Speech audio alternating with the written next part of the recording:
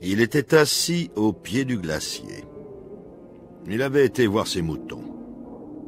Il était assis juste dans le bas de cette immense cascade arrêtée qui lui pendait dessus. Elle paraissait là-haut avec son bombement entre deux avancements de rochers qui formaient comme un goulot, et, cassant là, tombait et ne cessait plus de tomber, ayant comme l'eau ses intumescences, ses vagues, ses remous, ses fissures, dans une parfaite immobilité. Pralon, Sébastien, qui était monté dans les hauts alpages pour faire visite à ses moutons, et, redescendant, s'était assis là, regardant cette cascade lui venir dessus sans bouger. Le mouvement fixé imite le mouvement réel. Il garde la forme qu'il lui a prise, qui est celle de l'eau, mais elle est devenue pierre, qui est propulsion, mais choc en retour, et jaillissement, mais arrêt. Ce qui ne dure qu'un instant est ainsi fixé pour toujours. On se détourne quelquefois dans la peur de l'inondation. On voit qu'elle ne se produit pas. On se réinstalle, on regarde, on fume sa pipe. La fumée en est bleue, elle vous monte par-dessus l'épaule. Un petit vent frais s'en empare, la développe et l'emporte au loin pour toujours. On regarde, Pralon regardait. On voit sur les bords du glacier les saletés tombées des parois faire une bordure noire de chaque côté de cette espèce d'énorme langue. On voit les crevasses qui sont bleues ou vertes. On voit des places qui sont blanches, c'est là où la neige a tenu. On voit, dans les endroits précipitueux, des cristaux qui sont debout, hauts de 50 ou de 100 mètres, des cristaux géométriques, avec leurs arêtes, leur translucidité. Et quelquefois, ils tombent comme un arbre scié au pied, faisant un bruit comme une pièce d'artillerie. On voit ces fissures, ces zébrures, et aux endroits moins inclinés, une sorte de peau mince être toute parcourue par un frémissement, comme la croupe d'un cheval qui est tourmenté par les mouches. On voit tout quand on a le temps. Pralon avait le temps. Il s'ennuyait. C'est ainsi que, laissant ses yeux aller de haut en bas, il distinguait encore, à moins de 200 pas devant lui, une gueule grande ouverte, qui est par où le glacier crache son eau. La gueule est pleine d'une nuit bleue. L'eau en sort avec abondance, après avoir longtemps circulé dans les profondeurs de la glace, où elle tourne en rond, se perçant des entonnoirs qu'elle creuse toujours davantage, et s'enfonçant, elle tournoie, entraînant dans son tournoiement des pierres qui font un bruit. C'est la naissance d'un torrent qui se jette dans une rivière, et la rivière devient fleuve. Ici, c'est son commencement. Pralon était assis à son commencement.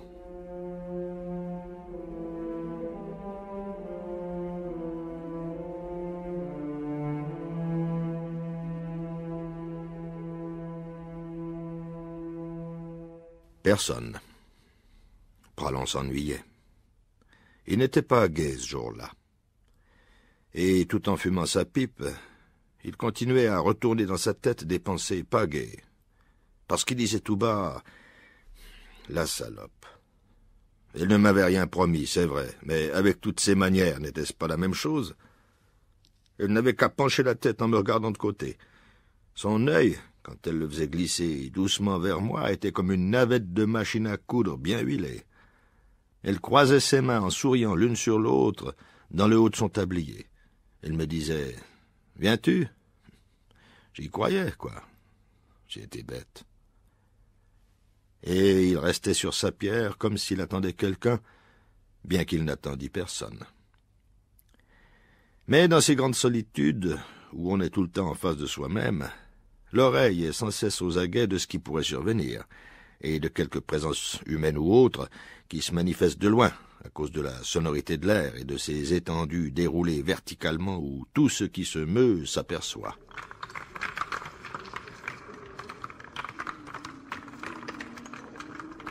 C'est à ce moment qu'il y eut un bruit. Ce n'était pas celui du torrent qui est si continu qu'on en prend l'habitude, qu'il devient comme un nouveau silence. C'est, sur ce fond grisâtre et monotone, le claquement nombreux et sec de pierres qui dégringolaient, étant en équilibre sur une pente raide où le moindre ébranlement fait qu'elle se déplace vers vous. Pralon se retourna. Et c'était quelqu'un, en effet. Un homme qui venait, ayant pris en travers dans ces escarpements rocheux, où il avait sa course, avançant à grands pas, levant haut les genoux, sautant d'un bloc à l'autre, tandis qu'à son côté, toute la pente coulait vers vous avec des ruisselets et des nappes de menu gravier, précédées de pierres plus grosses qui bondissaient l'une par-dessus l'autre. Pralon regarde encore, il regarde attentivement. Pas possible.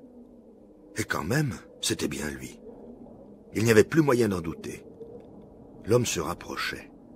Il avait sur le dos un sac de toile qui dépassait des deux côtés à cause d'un fusil démonté qui était dedans et tendait l'étoffe. L'aile de son chapeau de feutre était rabattue sur ses yeux.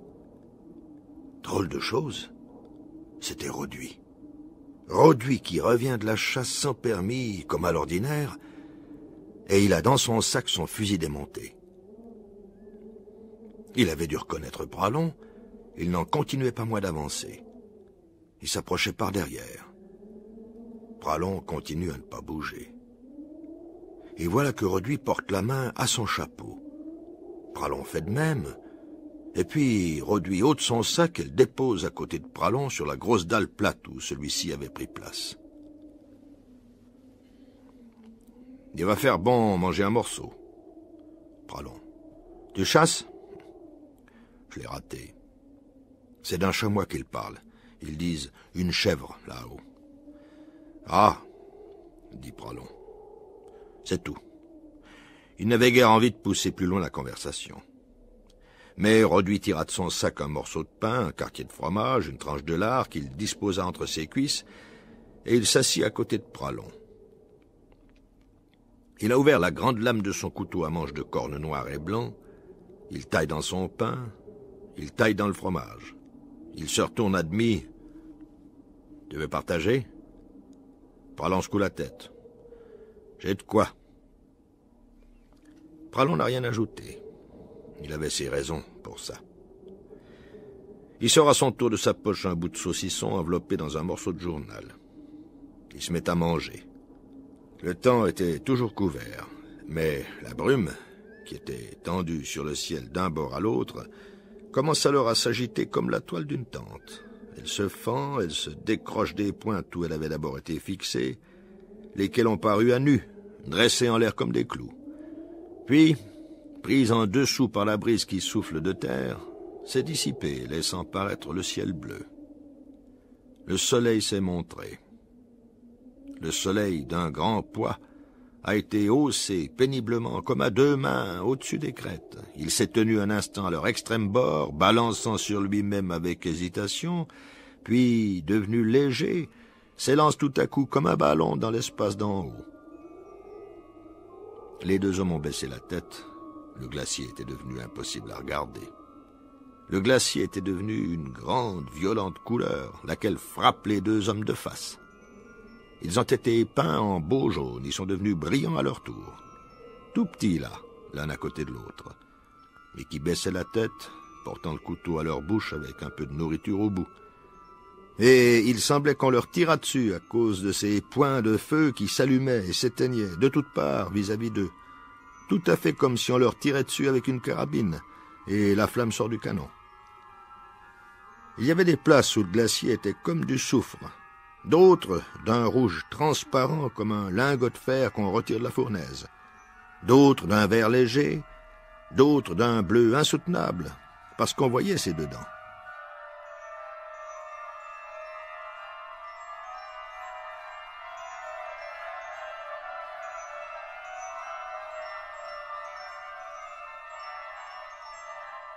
Roduit avait fini de manger. Roduit se tourne légèrement du côté de Pralon. Il tient une gourde à la main. « T'en veux? C'est de la vieille. » Une gourde de fer blanc plate, avec le goulot recourbé et le bouchon pend à une ficelle. Pralon secoua la tête. Alors Roduit lui a dit « Pralon, tu sais, c'est sans rancune. » Et Pralon n'a rien répliqué, mais il a tendu la main. Roduit lui passe la gourde.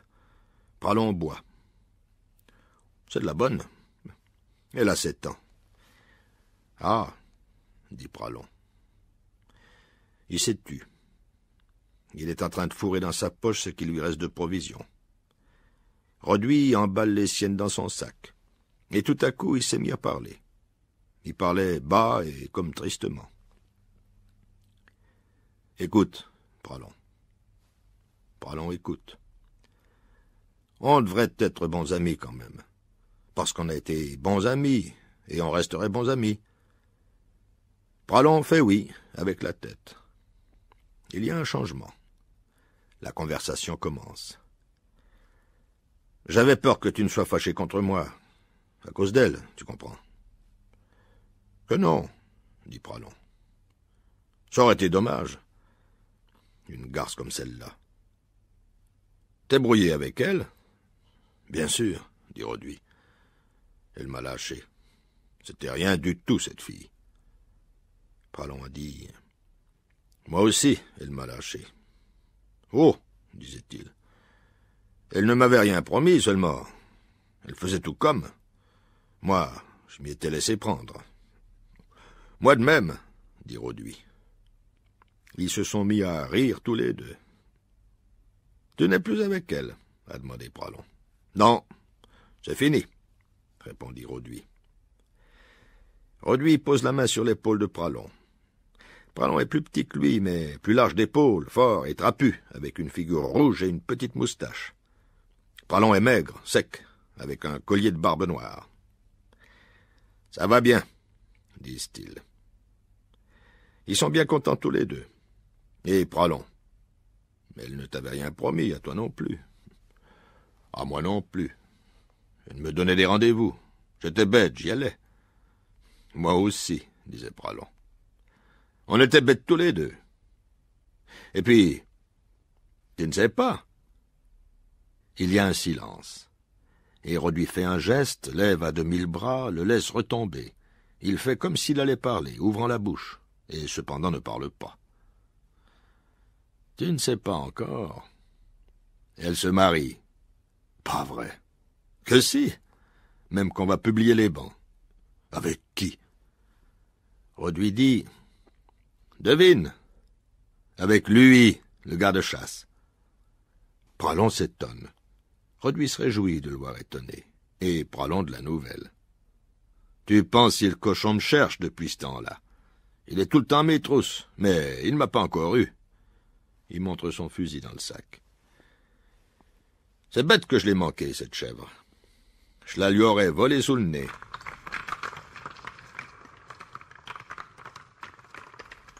On a entendu, à ce moment, de nouveau, rouler des pierres.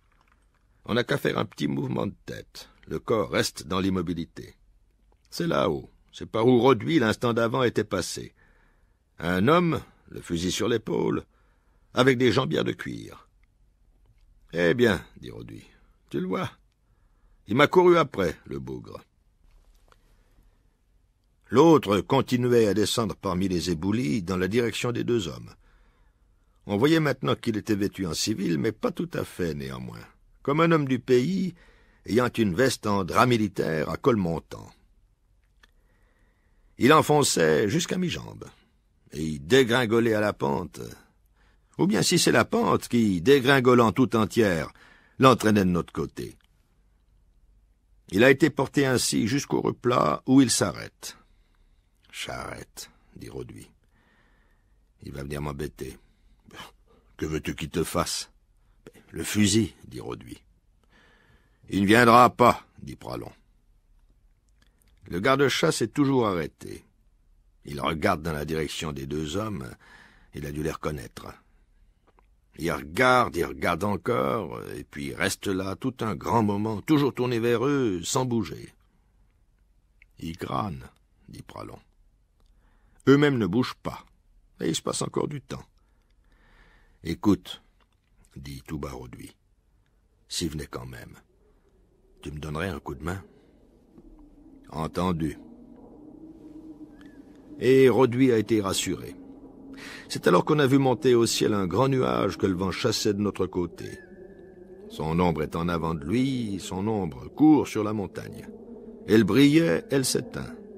C'est comme si on avait déroulé entre elle et nous un large crêpe qui traîne par le bout sur les aspérités du roc, et elles sont vues à travers lui, méconnaissables, transfigurées. Et l'ombre vient sur nous, elle gagne le glacier. On ne le reconnaîtrait pas, lui non plus. Là où il y avait toutes ces belles couleurs, il n'y a plus qu'une pâleur de teint, il n'y a plus qu'une teinte livide, comme celle qu'on voit sur la figure des morts, avec des salissures comme si la barbe repoussait. Il fait froid, tout soudain. Et tout soudain, le silence s'est encore accru, tandis que le bruit du torrent redouble. Le garde-chasse est toujours là, mais il n'est plus qu'une ombre au fond de l'ombre. On ne distingue plus qu'une forme noire. Elle s'en va. Elle devient petite et toujours plus petite. Qu'est-ce que je te disais? Il n'est pas venu, on est deux. Tu m'as rendu service, dit Roduit. Ils sont toujours assis sur leur dalle. Roduit se lève. Alors, a-t-il dit à Pralon, d'où es-tu sorti comme ça? J'avais été voir mes moutons. Tu descendais? On pourra descendre ensemble. Pralon a dit ni oui ni non, mais on voit qu'ils sont d'accord, parce que Pralon se lève à son tour.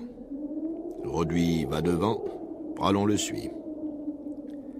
Le chemin qui conduit au village d'en bas n'est pas difficile à trouver, on n'a qu'à suivre le torrent. Le glacier, qui s'est mis en marche, vous indique la direction. Le glacier est noir, l'eau trouble.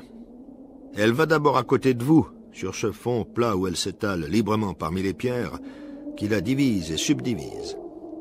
On n'a qu'à suivre le torrent. Roduit marchait devant, Pralon à quelques mètres en arrière de lui. Il marchait d'un bon pas, Roduit avec son sac, Pralon avec sa canne. Et ainsi, derrière eux, le glacier avait commencé à glisser de côté, s'enfonçant peu à peu derrière un avancement de la montagne. Là où il avait été n'était plus désormais que de hautes parois rocheuses, tristes à voir avec leur couleur noire, comme l'intérieur d'un canal de cheminée, et tout le long desquels montaient et descendaient quelques choux. Les deux hommes suivaient toujours le torrent. À un moment donné, il a disparu dans la profondeur. On a vu, en avant de soi, l'encoche qu'il s'est creusée. Il s'est ouvert un passage, là même où la disposition des lieux semblait devoir l'empêcher de passer. Il bute contre l'obstacle et, contenu, s'insinue par-dessous. Il s'était mis à scier dans la roche, avec une grande patience, de jour et de nuit, au cours des siècles. Il descend un peu plus, il disparaît, on ne le voit plus, on l'entend.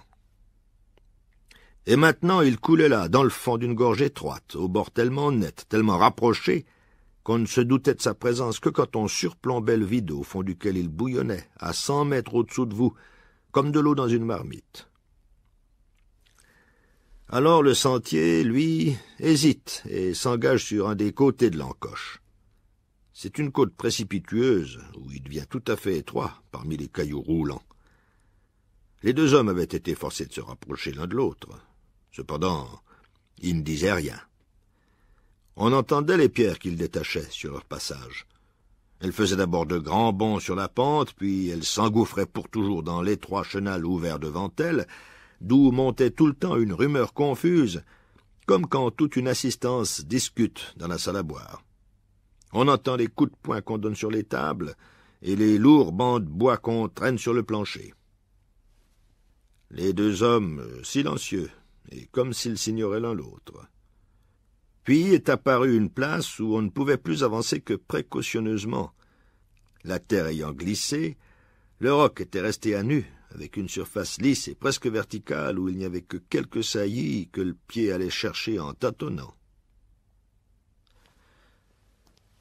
Alors Roduit a dit « Ah, ces filles. »« Tu as bien raison, » dit Pralon.